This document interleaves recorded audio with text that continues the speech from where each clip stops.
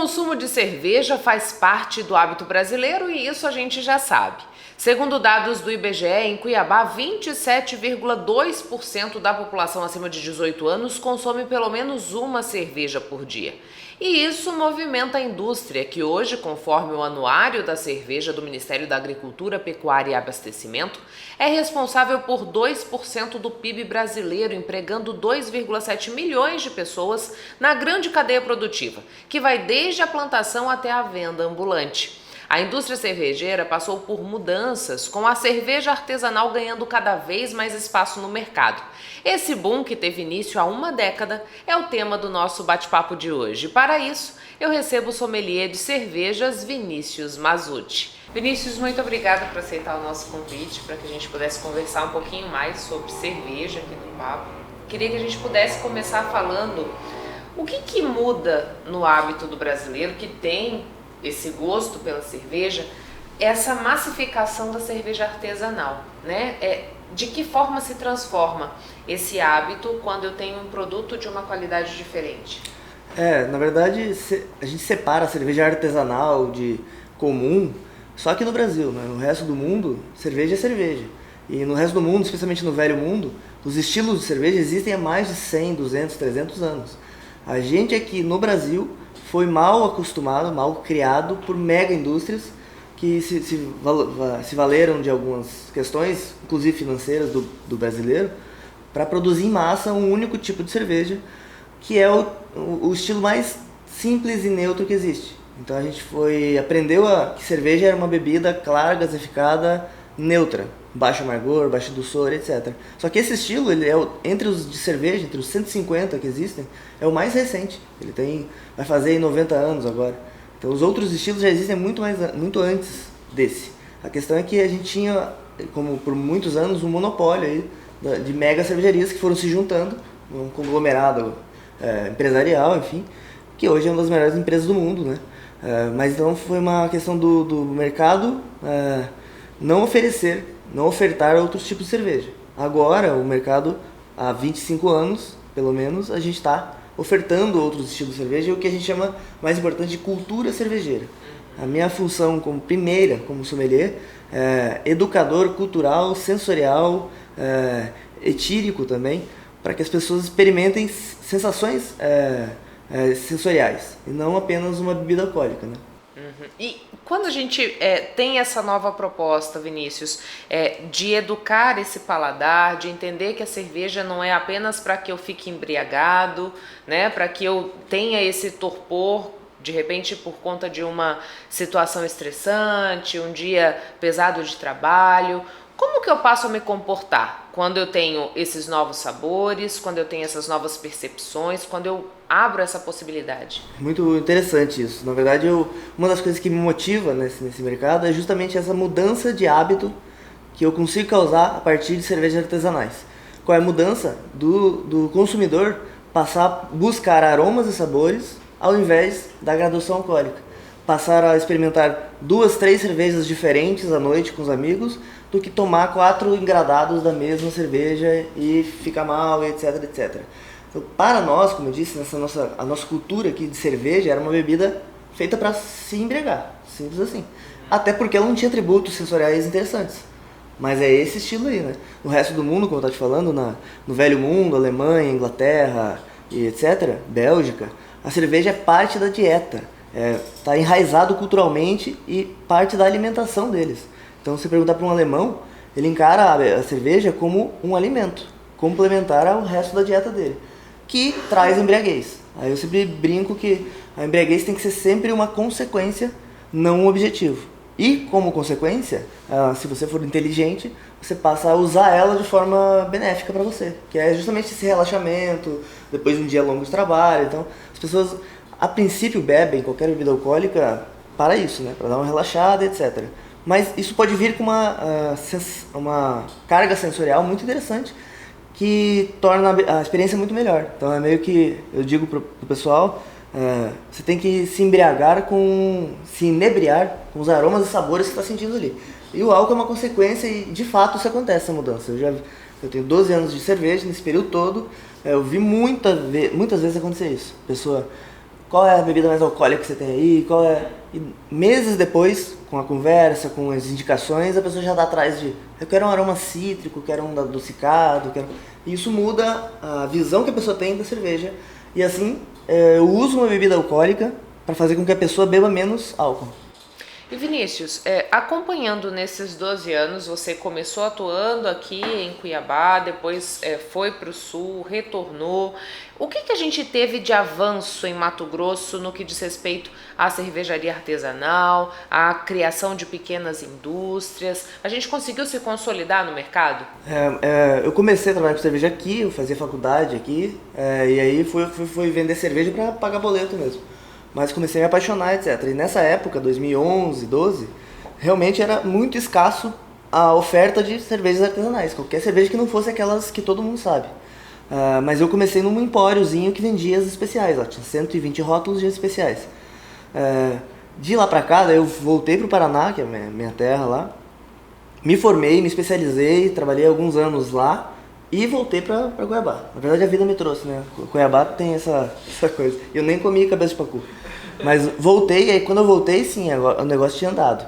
Como eu disse, o mercado artesanal começou há 25 anos, mais ou menos. E aqui, mais ou menos há 12, 13 anos, né? Aí, quando eu saí, só tinha uma cervejaria artesanal no Mato Grosso, no norte do estado, a Kes Beer. E aí depois que eu voltei, sim, aí já tinha empórios, já tinha outras cervejarias surgindo. E de lá pra cá, nessa minha volta, 5 anos para trás, nasceu muita cervejaria e vai continuar nascendo. Porque é uma questão do consumidor experimentar uma cerveja diferente, ter uma epifania sensorial, compartilhar com os amigos, daí ele passa a querer fazer cerveja, que você pode fazer em casa. Aí esse ritual de fazer cerveja é apaixonante, ele vai fazendo, daqui a pouco ele se junta com outro, faz uma empresa, uma sociedade, cria uma cervejaria. Então é inevitável que nasçam cada vez mais cervejarias, mas tudo começa na possibilidade de eu experimentar uma cerveja que não é insossa. Quando a gente fala da grande indústria, você colocou, né, que a gente tinha o hábito de experimentar um tipo de cerveja só, que é a Pilsen, e que a gente tem que tomar estupidamente gelada, senão ela não satisfaz aquele paladar que está acostumado com aquela questão. Como que isso fica para as outras cervejas? É desse jeito? A gente tem que tomar gelada? Tem cerveja que não, que a gente tem que tomar de uma outra forma? O que você diz aí pra gente a respeito disso? Sobre isso, sobre o que você tinha perguntado antes também, para fazer uma cerveja artesanal é um risco, porque eu vou fazer vários estilos. Cada estilo vai ter puxar para o amargor, para o dulçor, aroma frutado, acidez. Então é mais arriscado porque o consumidor na ponta pode não gostar a princípio. A grande indústria só fazia aquele tipo de cerveja insossa e para beber bem gelado, porque na lógica deles quanto menos rejeição eu tiver, mais eu vendo. E mais você bebe e para eles é isso que importa. Mas pro artesanal é muito por paixão, porque eu não vou fazer uma bebida neutra para você. É uma que tem alto amargor, médio amargor, aromas frutados, uma que tem dulçor, outra que envelheceu em madeira por anos. Então é mais arriscado. Porém, a cervejaria conta com esse trabalho que eu faço, por exemplo, consultoria nos bares, pequenas cervejarias. E é importante lembrar que uma micro cervejaria, uma cervejaria artesanal, geralmente é micro, né? A tributação é muito mais pesada para essa cervejaria do que para a mega cervejaria, que tem um monte de incentivo, né? Ela fala assim, vamos montar uma fábrica aí na sua cidade. Daí o governo fala, beleza, 20 anos de isenção, isso aqui, toma o terreno, tará. Gera pouco emprego comparado com o artesanal, proporcionalmente. Então fica mais difícil para o artesanal tomar o espaço dela. Porém, como eu digo, a minha frase clássica é a verdade está no copo. Quando você experimentou, teve aquele sensorial, você não quer mais voltar a tomar aquela bebida insossa e neutra, né? Então é um trabalho de formiguinha aí e coletivo, né? Por exemplo, eu faço consultoria para mais de uma cervejaria, mais de um empório, porque a nossa competição, a nossa concorrência não é entre artesanais, é com a mega, porque a gente tem, já que esses 25 anos, a gente tem a estimativa otimista que a gente tem quase 3,5% de market share do mercado. Então é muito pouco ainda. Então nenhuma cervejaria artesanal compete entre si. A gente compete com a mega e para educar esse consumidor. Tudo se resume a educar. Outra coisa que motiva é justamente essa educação do consumidor. O consumidor consciente vai consumir melhor, vai exigir produtos melhores e o mercado começa a entender essa necessidade e até as mega cervejarias começam a mudar, né? Isso vale para qualquer área, né? Qualquer alimento. Oferta e procura, né? Exatamente. E quanto à forma de consumir essa cerveja, muda da Pilsen para as outras? Você tinha me falado dela bem gelada, né? Como a cerveja tradicional aí, ela não entrega muito sensorialmente, e quando entrega algo sensorial é defeituoso, é desagradável, a solução foi, em vez de melhorar meu produto, eu como Mega, te ensinar a mascarar os sabores desagradáveis do meu produto. Por isso eu sempre incentivei você a deixar a cerveja esbranquiçada, a garrafa trincando, e todo mundo criou-se essa cultura de cerveja tem que ser trincando. Só que acontece que com baixas temperaturas, a menos de 2 graus positivos, nossa papila gustativa adormece, uma reação de defesa. Significa que quando eu tomo qualquer bebida, qualquer líquido, a menos de 2 positivo, e daí para baixo, eu não sinto boa parte dos sabores que eu tô colocando na boca. Portanto, você mascara uma cerveja de baixa qualidade, né?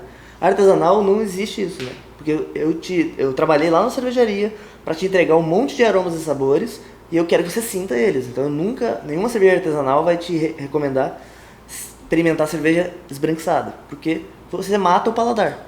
Então veja como a gente foi mal criado.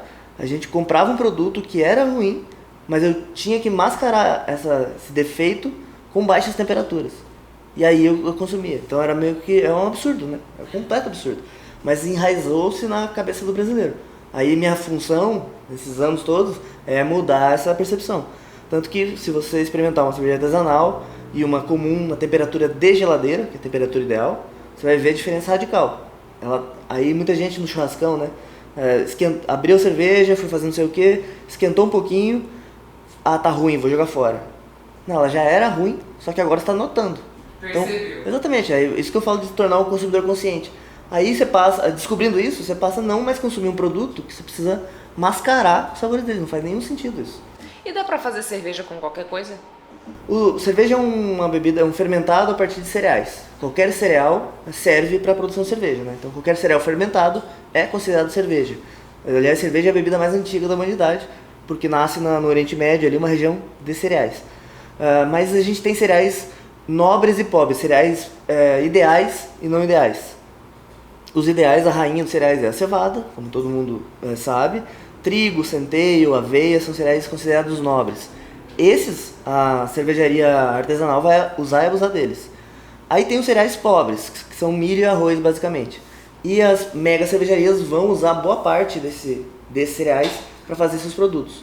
Com o objetivo de baixar o custo e de não entregar sabor e aroma. Porque o milho e o arroz é usado na forma de xarope. Eles extraem os açúcares, quebram os açúcares ali com ácidos, etc. E então ele não contribui com sabor e aroma. Por isso que aquela cerveja do dia a dia ela é bem pálida, bem insossa, etc, etc. Já uma artesanal dificilmente vai usar esses açúcares, né, arroz e milho, porque ele quer te entregar sabor e aroma. Então eu vou usar basicamente malte de cevada. Basicamente. Aí eu posso, dependendo do estilo, adicionar malte de trigo, centeio, aveia, etc. Então a gente separa nesses dois grupos. Assim. Então existem estilos que aceitam esses cereais milho e arroz. Mas aqui no Brasil a gente criou uma cultura de abusar deles. A grande indústria, aquela cervejinha de sempre, usa até 45% desses açúcares. Cereais não maltados, né? Qual é o problema? O problema é que não te entrega sabor e aroma, baixa muito o preço, porque tem isso também, né? Uma vez eu estive num dos festivais de cerveja aí, e um grande cervejeiro aí, um dos primeiros pioneiros do Brasil, falou assim, o problema não é a nossa cerveja custar 15, 20 reais. Existir uma cerveja que custa uma moeda. Então isso e até por questões sociais, é um absurdo. Em vários países tem uma legislação mais alta para cervejas baratas, justo para não ficar barata no fim. Então, para você criar também essa valorização do produto, né? E também para você educar esse consumo, né? Porque senão a gente cai na dependência do álcool. Exatamente, também. Que é o que a gente não quer. O lema das artesanais, do mercado artesanal, é beba menos, beba melhor. Isso vai servir, e é interessante que o cliente passa a entender isso na cerveja. Olha, realmente, a cerveja é feita só com malte de cevada, com esses aromas. Ele muda o perfil de consumo dele, com cerveja. Mas é inevitável que ele também mude o perfil com outros alimentos. Ele passa, em vez de consumir um macarrão instantâneo, Ele vê lá no rótulo, eu também ensino muitas pessoas a ler rótulo, né? Olha lá, tem 15 ingredientes, todos antioxidantes, estabilizantes, tarará. Ele passa a consumir uma pasta que é só a farinha, a água, então café e outros produtos. Então, essa mudança do perfil do consumo na cerveja, essa educação, tanto do paladar como de consumo, vai se estendendo para outros ramos. Então, impacta nas decisões da vida, né? exatamente, a pessoa passa a pensar melhor nas decisões de como se alimentar no resto dos alimentos que ele consome. E é isso que eu quero. Até porque na cerveja tem a harmonização, que é a combinação de cerveja e comida, que é a bebida com maior capacidade de harmonização. Então, o consumidor passa a entender melhor o que está consumindo. E é isso que a gente quer. E isso força qualquer grande indústria que faz de qualquer maneira a melhorar. Porque o consumidor vai impactar lá na venda, entende? E Vinícius, entre as artesanais, a gente tem um tipo que tenha maior aderência da sociedade, que tenha caído no gosto popular, digamos assim? Então, a cerveja, o universo da cerveja tem mais de 150 estilos. A cervejaria define qual ele vai fazer, baseado, claro, numa pesquisa de mercado, etc. Mas a gente vive fases, né? Ondas. Quando você sai da cerveja neutra, que eu brinco, é tipo um biscoito de polvilho, e aí come um pão de queijo, aí você vê, porra, os dois têm polvilho, mas são diferentes. Eu passo a ir atrás de outros sabores, etc.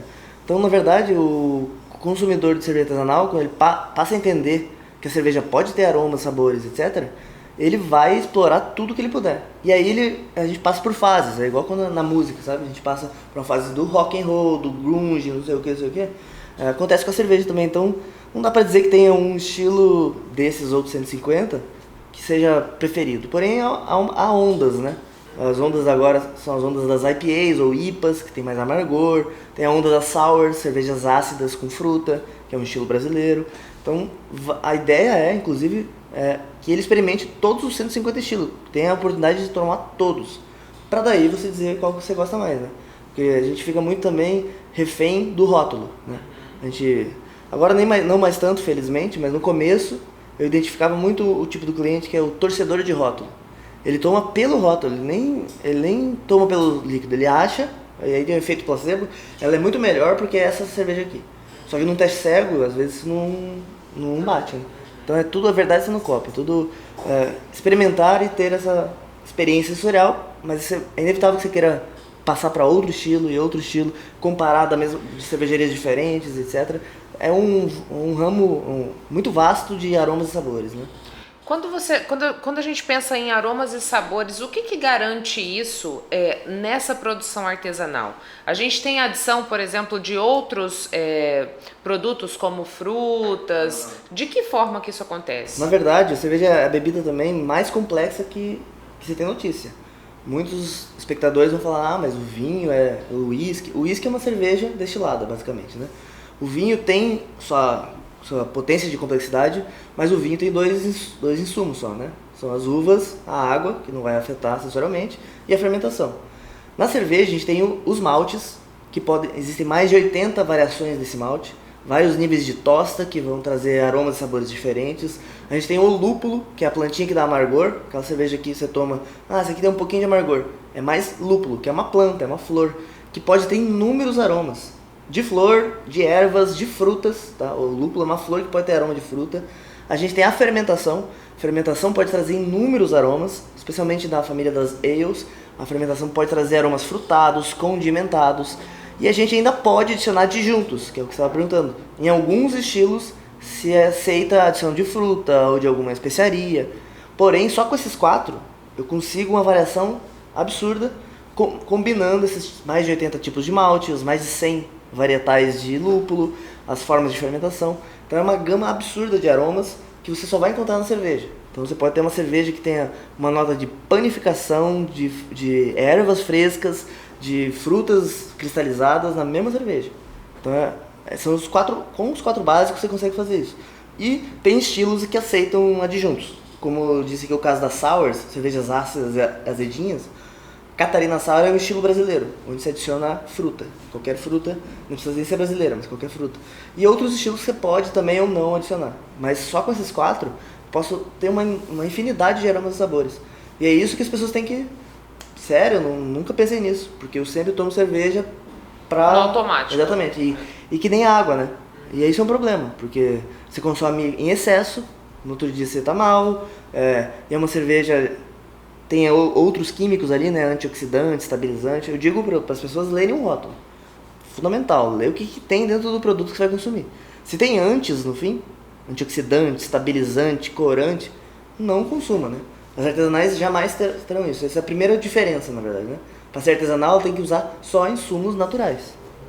Ou seja, fica a dica para viver novas experiências. Estar aberto, né? Aos prazeres da vida. A gente tem um equipamento incrível que é o nariz, o olfato, a língua, o paladar. Então a gente deve explorar isso. Senão a vida fica triste, né? Como se você comer só arroz o resto da vida. Então vai no buffet e você experimenta tudo, né? Fazer isso com cerveja, com café e por aí vai. Estamos de volta e a saúde pública de Cuiabá vive momentos de extrema dificuldade. A Justiça chegou a determinar uma intervenção estadual na saúde da capital para conter o caos instalado.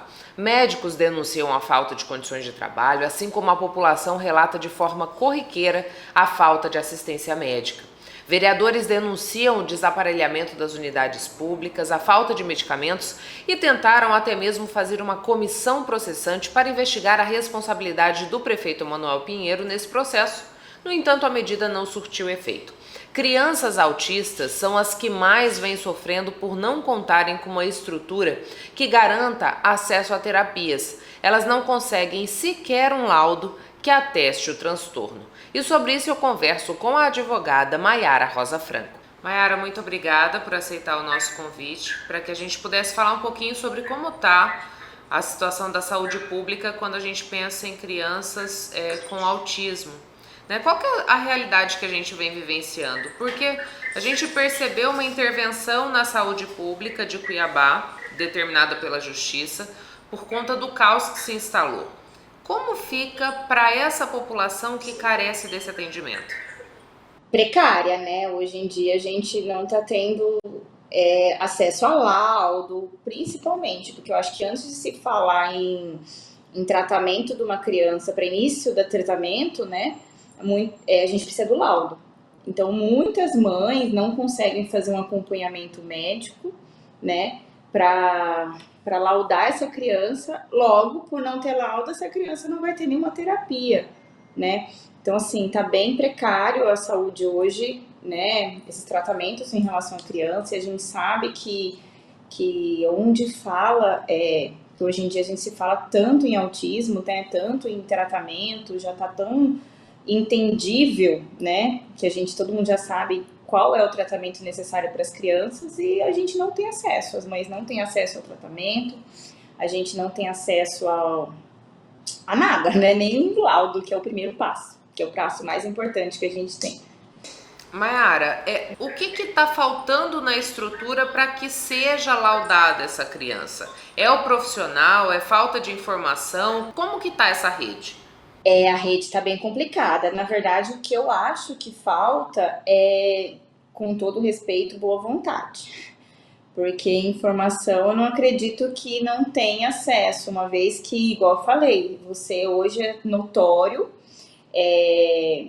todo mundo sabe o tratamento do autismo, isso é mundialmente conhecido, né? Todas as barreiras, elas já foram, várias e várias frentes já foram levantadas e várias vitórias a gente teve. Então, acredito que falta um pouquinho de incentivo público, falta um pouquinho de colocar a mão na massa e pensar nessas crianças. Eu acho que falta um pouquinho, não vou dizer que falta informação, mas eu acredito que falta um pouquinho de boa vontade. Porque mãe atípica, elas falam, elas gritam, elas berram, né? E então, eles conhecimento da precariedade eles têm.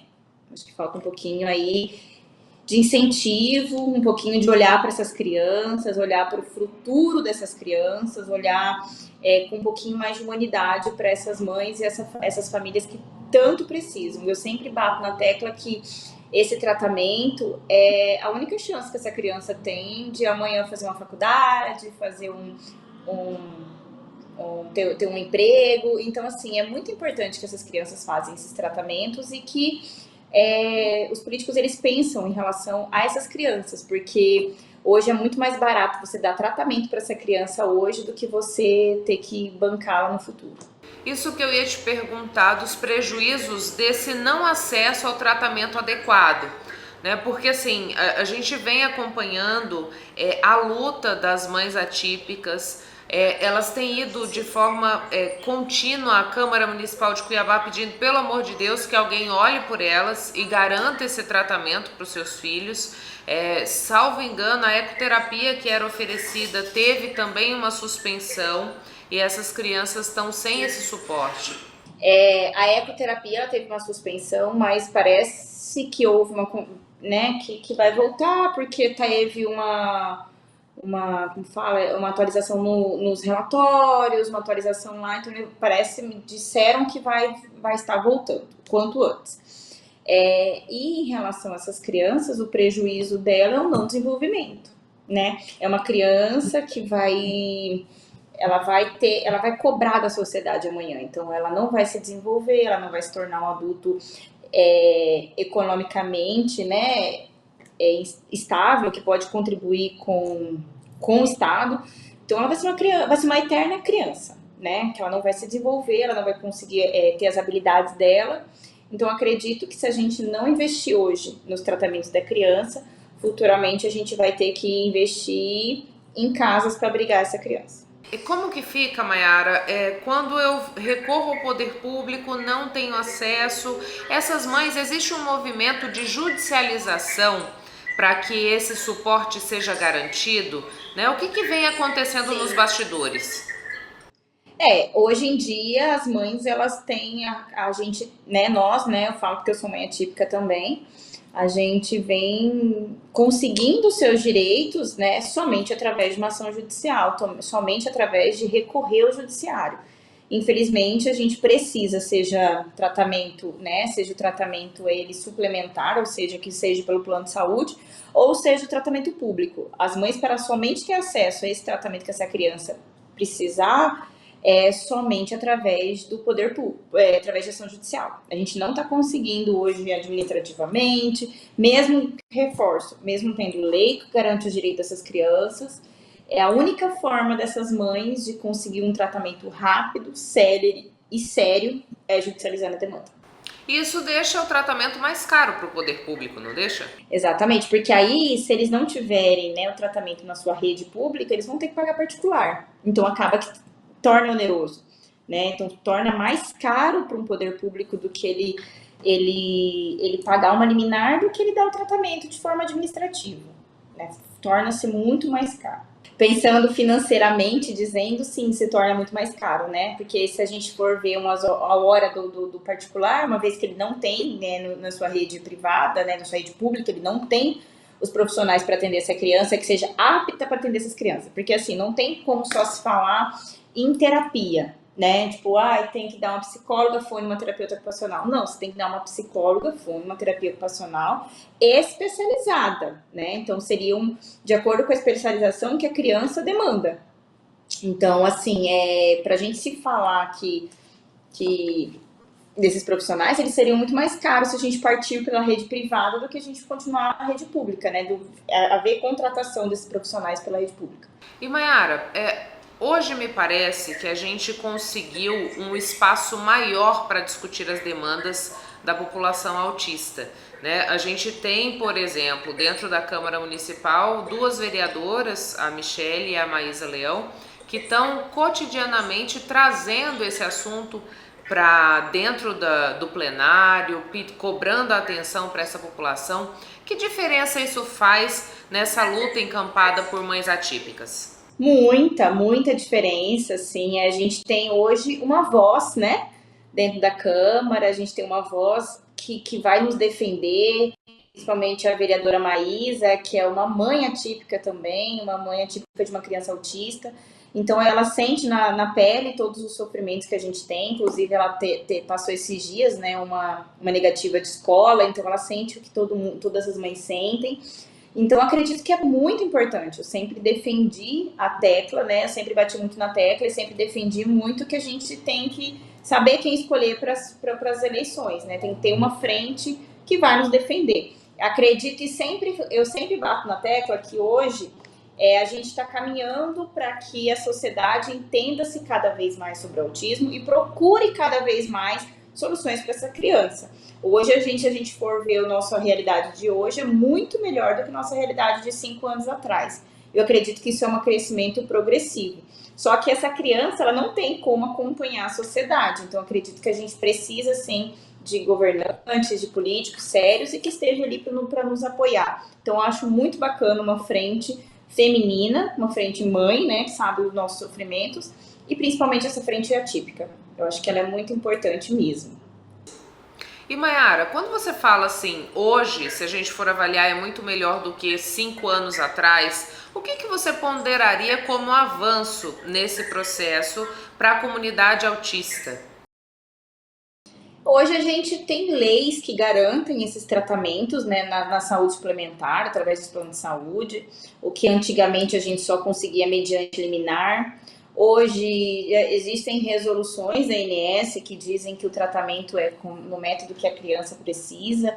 Hoje a gente tem a lei do rol exemplificativo. Então hoje a gente está caminhando para que cada dia tenha mais aceitação. Todo começo de ano a gente conversa muito sobre inclusão escolar. E eu acredito que progressivamente a gente vai avançando, né? Então, assim, hoje tem muito mais leis do que se tinha anteriormente, né? Então, a gente conversa muito sobre isso, a gente debate muito sobre isso, a gente tem frentes falando sobre isso diariamente em todos os estados. Se a gente for ver, a gente tem todos os estados brasileiros, todos os estados que estão conversando a respeito das políticas públicas dentro do seu próprio estado.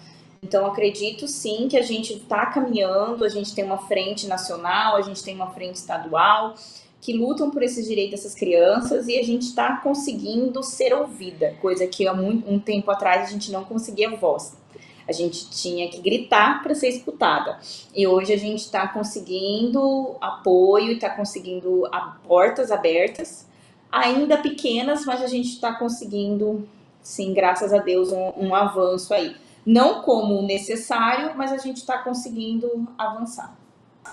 Você citou um pouquinho a situação externada pela vereadora Maísa no que diz respeito ao acesso à educação para o filho dela, que também é autista, né? Como você já apontou, essa questão dela ser mãe atípica também, que acaba reforçando esse espaço, né? Essa voz dentro do Parlamento Municipal aqui em Cuiabá. Essa é uma recorrência, Mayara? Você pontuou pra gente que nesses 5 anos nós tivemos um avanço no que diz respeito à legislação. Mas essa legislação, ela efetivamente vem sendo cumprida? Não. Eu falo que todo janeiro, todo início de ano é uma época muito difícil para uma mãe atípica. É muito difícil a gente ver, né, isso falando uma pessoa, né, que possui condições de estar matriculando seu filho numa escola particular. E quando possui uma vaga, não existe todos os direitos dessa criança resguardados dentro da escola, ou seja, essa criança não tem material adaptado em escola, essa criança não tem um PEI adaptado, essa criança às vezes não tem um acompanhante especializado em escola, os direitos que ela tem, né? Então, falando em escola particular, isso já é difícil. Imagina se a gente for falar em escola pública, né? Eu tô muito na frente, todo começo de ano, todo início de ano, a gente briga muito por conta das CADs, né, no município de Cuiabá, porque não são acompanhantes especializadas, de acordo com a Lei Berenice Piana, que garante que essas crianças tenham acompanhante especializado em sala de aula, e a realidade hoje ela tem uma cuidadora, né? Fora que não tem esse material adaptado, fora que não tem inúmeros outros direitos. Então, a gente bate muito na tecla de que eu gosto muito desse tema de inclusão escolar, e assim, eu acredito que é muito precário, tanto na escola municipal, como também nas escolas particulares. A gente vê, assim, atrocidades sendo cometidas com essas crianças, ilegalidades cometidas contra essa criança diariamente. Assim, é bem difícil. Eu falo que janeiro é o mês que eu mais trabalho no escritório, que é bem difícil. E me diz uma coisa, a gente tem uma discussão de uma escola onde só teríamos crianças em uma condição diferenciada, como o autismo, como outros transtornos. E isso vem gerando uma polêmica, né? Você acabou de falar pra gente, eu sou uma entusiasta dessa inclusão na educação. Que prejuízo esse tipo de segregação pode trazer, Mayara? Inúmeros, inúmeros, porque essa segregação ela traz o bullying, ela traz a diferença, ela não traz uma inclusão de fato, né? Essa criança sendo convivida, sendo inserida em sociedade, convivência com outros colegas de sala. Isso causa mais uma vez um preconceito que pode existir futuramente, né? Dessas crianças. Então, assim, além do atraso, né, do desenvolvimento social e cognitivo dessa criança, uma vez que ela não está fazendo essa inclusão. Eu falo que a terapia, para ela ser terapia, ela tem que ser as 3 vertentes, né? Para se falar em terapia mesmo, hoje em dia, eu sou muito defensora do natural e clínico. Ou seja, o natural, essa terapia dessa criança, ela tem que ser feita dentro do ambiente escolar e casa. Porque essa criança, ela passa menos tempo em clínica e muito mais tempo dentro de casa e na escola. Então, para a terapia ela ser efetiva, para a gente falar inclusão, ela tem que ser feita nas 2 vertentes, né? No ambiente clínico e no ambiente natural, que seria escola e casa. Então, acredito sim que pode existir um grande atraso nessa criança se ela não tiver esse tratamento necessário, se ela não tiver essa inclusão, se ela não for incluída numa sala normal, né? Numa sala sem ser uma sala especial. E eu acredito sim que ela precisa ser inserida mesmo na sociedade. Para a gente falar em inserção em sociedade, a gente tem que estar matriculado na escola regular, né? E Mayara, na condição de mãe atípica e advogada, né? O que é mais difícil de lidar nesse processo e quais são as demandas que você mais recebe quando o assunto é garantia de direitos para a comunidade autista? Hoje a gente recebe todas as demandas, né? Eu recebo muitas demandas da saúde suplementar contra o plano de saúde, porque o plano de saúde não oferece o tratamento. Recebo muitas demandas em relação, sim, à inclusão escolar, né? Ou porque a escola particular não está aceitando acompanhante terapêutica, ou porque a escola pública não conseguiu a vaga para essa criança, ou porque não tem acompanhante especializada, entre inúmeros outros fatores em relação à inclusão. Só que, para mim, o que é mais difícil em relação a lidar com a maternidade atípica, lidar com o advogado, é que quando a gente eu sempre falo que não tem como eu não imaginar que poderá ser meu filho amanhã. Que não tem como eu imaginar que qualquer coisa que eu escuto na televisão, que eu vejo em reportagens de professoras batendo em crianças, torturando crianças autistas, eu não imagino que amanhã poderá ser meu filho. Então, não tem nenhuma situação que eu receba no escritório que eu não leve para o cunho pessoal e que eu não leve que amanhã, né, poderá ser ele, caso a sociedade ela não caminhe para a inclusão. Então, eu sinto na pele mesmo, eu falo todos os dias, quando a gente não consegue um êxito numa ação judicial, quando a gente não consegue incluir essa criança dentro da escola, quando a gente não consegue dar o tratamento necessário, quando a mãe não consegue o laudo na saúde pública, quando a mãe não consegue fazer nenhuma terapia, de fato isso me dói pessoalmente, é uma dor assim que me atinge pessoalmente. Então, é bem complicado. Meu marido, ele fala muito, ele fala, Mayara, será que é bem por aí mesmo que você tem que advogar? Porque você vive a maternidade atípica 24 horas por dia, né? Eu vivo na minha casa e vivo no escritório. Então, eu vivo a maternidade atípica de todas a profissional e pessoal. Então, às vezes é bem desgastante mesmo, você vê, tem dias que eu saio de um atendimento, vou para dentro do banheiro, choro, porque é bem difícil mesmo, assim, essa é a maior dificuldade minha, é imaginar que amanhã pode ser o meu filho, né, que pode ser ele, então isso dói muito.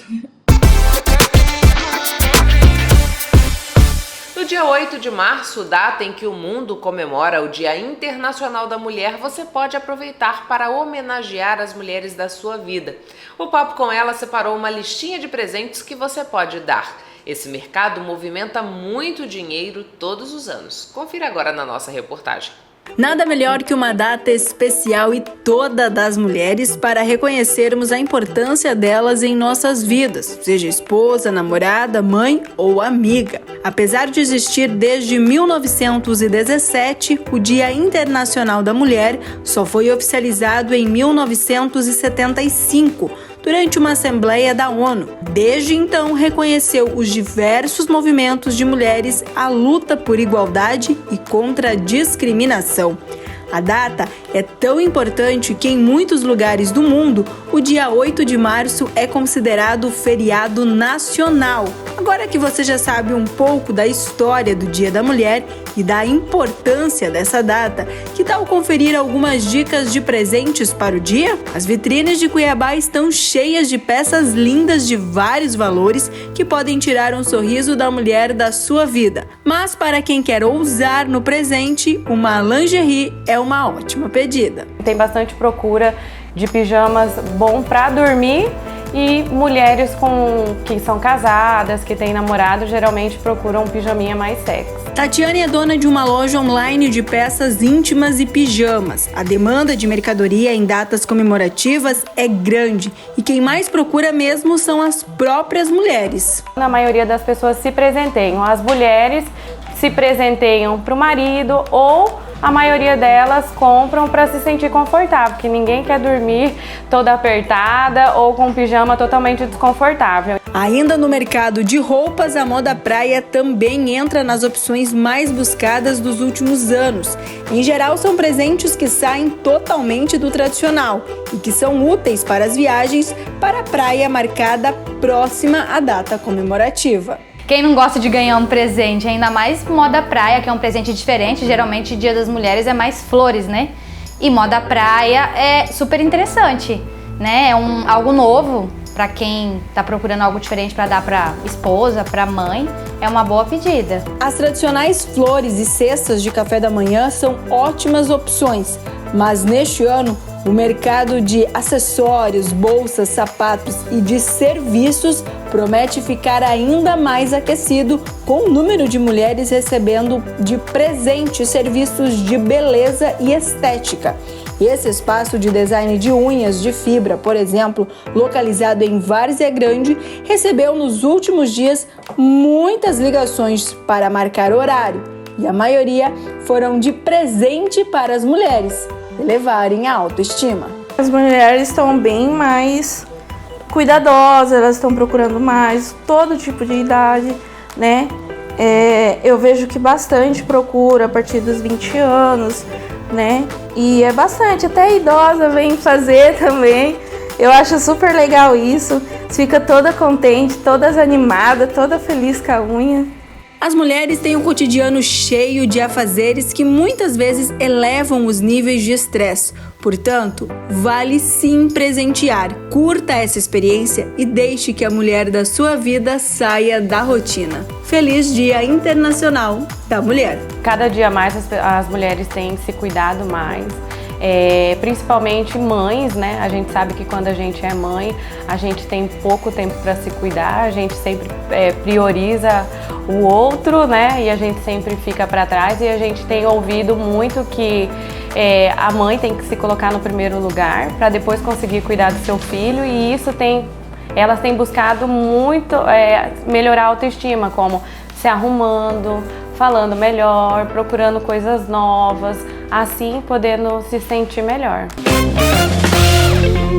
Um dos tradicionais pontos de encontro dos jovens em Cuiabá, a Praça da Mandioca, no Centro Histórico, volta a ser palco de atrações. Apesar de reformado, o local estava abandonado pela população e servindo de abrigo apenas de moradores em situação de rua e dependentes químicos. A praça era bastante frequentada antes da pandemia de Covid-19.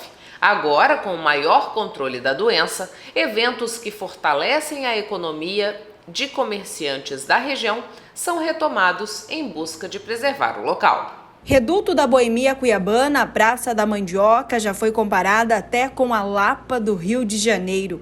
A primeira praça, construída em Cuiabá em 1727, já teve muitos nomes, como Praça Real, pois a alta sociedade e muitas autoridades moravam no entorno do local. como a elite vivia aqui na região, né, a maioria das pessoas importantes viviam na região, o próprio Conde de Azambuja, né, que foi homenageado na praça, ele viveu aqui também numa das casas, entre outras figuras importantes também da região, né? Então a praça ela ficou sendo conhecida historicamente muito por conta disso também, né, de ser um local importante para a população que vivia aqui na região. E como essa população que vivia aqui, né, tinha uma certa condição financeira melhor, os produtores das fazendas no entorno, eles traziam seus produtos para vender aqui, né? E aí popularmente, um pouco mais para frente, já ficou conhecida como Praça da Mandioca também, né? Segundo esta historiadora, a cidade na época com o nome de Vila Real do Senhor Bom Jesus cresceu nesta região. Era o ponto de encontro de amigos e do comércio local. Tanto para a chegada de quem vinha a cavalo, quanto também para a retirada do ouro, né? Quando foi extraído o ouro daqui, também era um local de passagem, né? A população, quando chegava na região portuária, também vinha para cá, né? Para a cidade. E aqui era o ponto final do bondinho. O tempo passou e a Praça da Mandioca, que já foi palco de muitas festanças nos últimos anos, sendo o principal ponto da festa popular brasileira, o Carnaval, vem sendo castigada com a onda pós-Covid-19. Mesmo com a volta do comércio, o movimento já não é mais o mesmo. Tem 2 semanas que está voltando e voltando junto com a Cultura, a Secretaria de Cultura, com o secretário Aloísio, deu a oportunidade da gente de fazer uma coisa bem legal aqui de sexta-feira, botando um sonzinho legal, com a galera voltando na rua, mas sem mesa, com a via aberta para a Polícia Militar, ambulância. Atualmente são cerca de 10 bares na região que estão passando sufoco com a falta de frequentadores. O movimento Revive Praça da Mandioca é para lembrar o clima da boemia e o público eclético que frequenta o local. Universitários, saudosistas e para quem curte um bom rap e uma ótima música. Tem para todos os gostos e idades. É interessante os jovens estarem interessados, né, de novo na valorização desse lugar, porque toda a região ela é histórica, ela é tombada, né, como um patrimônio histórico. Os casarões são antigos, os bares foram construídos dentro desses casarões também, né? E desses jovens é resgatar mesmo essa memória, essa história, as festividades que existiam no passado, né? Trazer isso para nós, né, para a atualidade. Fazer com que a história do município, a história dessa praça não se apague, né? Não seja esquecida também. Ela fez do dom da dramaturgia a oportunidade de incentivar mulheres. Hoje, em homenagem ao Dia Internacional da Mulher, o Papo com Ela conta a história da Tereza, uma atriz que, com muito humor e leveza, ajuda outras mulheres a trilharem o caminho do autoconhecimento. Desde pequena, Tereza já sonhava com a dramaturgia. Na primeira oportunidade, ela iniciou a Faculdade de Artes Cênicas e de lá para cá vem levando muita gente a sorrir com a personagem doutora Maristela Furtado. Num trabalho de faculdade, que era no mês de março, mês das mulheres, a professora pediu que fizesse um improviso, era uma aula prática, uma prova prática, e eu fiz falando, né, sobre o Dia da Mulher. E aí essa professora falou, olha, muito bacana o texto, né, assim, a sua interpretação, mas podia colocar uma personagem aí que ia ficar bacana. Aí eu pensei, aí eu tenho uma irmã que se chama Maristela, que é psicóloga, e eu pensei nessa personagem ser uma psicoterapeuta. Aí eu peguei o nome Maristela e o Furtado, eu falei, preciso de um sobrenome chique, e aí eu coloquei o Furtado e aí comecei. Primeiro eu apresentava em festas assim particulares, né? Ia no aniversário de alguém, contava a vida da pessoa como se fosse um arquivo confidencial, as coisas engraçadas, assim. As mulheres se identificavam porque eu falo que o teatro, a arte imita a vida. Então eu sempre falo coisas do cotidiano, que são coisas reais que nós mulheres passamos, que o ser humano passa. Só que de uma forma divertida, lúdica. Além de atriz, Tereza também é enfermeira. Atua como instrumentadora cirúrgica. Por conhecer a carga horária pesada e o sofrimento de muitas profissionais, em especial as mulheres, ela decidiu ajudar levando para os profissionais de saúde humor e entretenimento. Quando o público-alvo são as mulheres, eu trabalho sobre a autoestima, o autocuidado. E o autocuidado envolve tudo, né? Eu falo que assim, desde o momento que você acorda até a hora que você vai dormir, o que você vai assistir, o que você vai comer, o que você vai conversar, as pessoas que você deve se relacionar. E voltada geralmente com essas coisas, como eu te falei, do cotidiano mesmo da mulher hoje em dia. Os vários papéis que nós exercemos, o quanto essa carga é pesada. E conforme a gente conseguir tirar um pouco essa capa de heroína, né, de querer resolver tudo e às vezes até mostrar a nossa vulnerabilidade mesmo e pedir ajuda. Porque às vezes a gente é tão programada agora para ser as mulheres fortes, independentes e a gente se esquece um pouquinho desse lado. Então nas palestras eu abordo isso também. A autoestima, o autocuidado, a questão de não esquecermos que a nossa essência feminina, que a gente não pode perder, que hoje em dia está se perdendo. E quando é relacionado ao pessoal da saúde, que eu vou, porque cada palestra, né, tem um tema, tem um público específico, aí eu trato isso, como eles trabalharem com cuidado com o paciente, se eles precisam primeiro ter o autocuidado, para poder ter mais leveza e conseguir trabalhar, né, com mais felicidade. Entre os trabalhos sociais desenvolvidos pela atriz está o cuidado com os profissionais do Hospital do Câncer da capital. É levar um pouco de leveza e um pouco de alegria para um pessoal que trabalha num ambiente tão complicado, tão difícil, porque eles trabalham ali sob tensão, né? Eles precisam estar bem, assim, até para conseguir trabalhar esse cuidado, até para conseguir não levar isso para casa deles, deixar ali. Então, quando é na questão da área da saúde, é levar essa leveza e um pouco de humor, porque a carga ali é bem pesada. E são profissionais que precisam de cuidado. A gente fala assim, eles fazem o cuidado, mas eles precisam de muito cuidado. Porque tem muita gente até que é desligada, né, principalmente quando veio a pandemia, né? Várias colegas foram afastadas. Porque realmente é uma área que precisa de uma atenção bem especial. A essência da personagem está conectada também com a própria atriz. Mostrar que é possível ser feliz sem se cobrar tanto. E mostrar que a vida da mulher é real. Porque às vezes a gente vê na internet ou vê na televisão, aquela mulher com corpo escultural, a vida dela é perfeita, né? Os filhos bonitos, a casa arrumada. E as coisas não são assim, né? Então, nas palestras eu sempre falo isso para a gente não comparar o palco do outro com os nossos bastidores. Que nós somos mulheres mesmo. Eu brinco com elas, falo, olha, enquanto você está lavando o banheiro, hidrata seu cabelo. Sabe, você está limpando a casa, você vai limpar a casa, faça uma coisa por você e outra pela casa. Antes de cuidar do seu filho, do seu marido, cuide de você.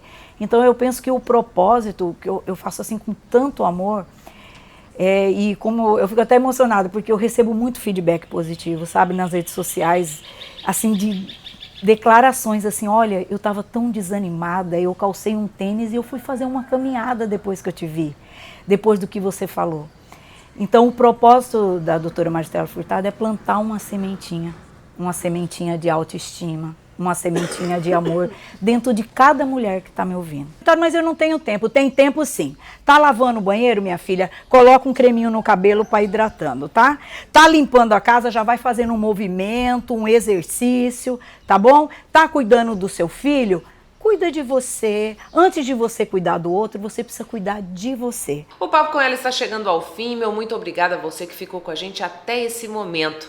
Siga o Papo no Instagram, no Facebook, se inscreva no nosso canal no YouTube para que essa nossa relação possa continuar durante o decorrer da semana.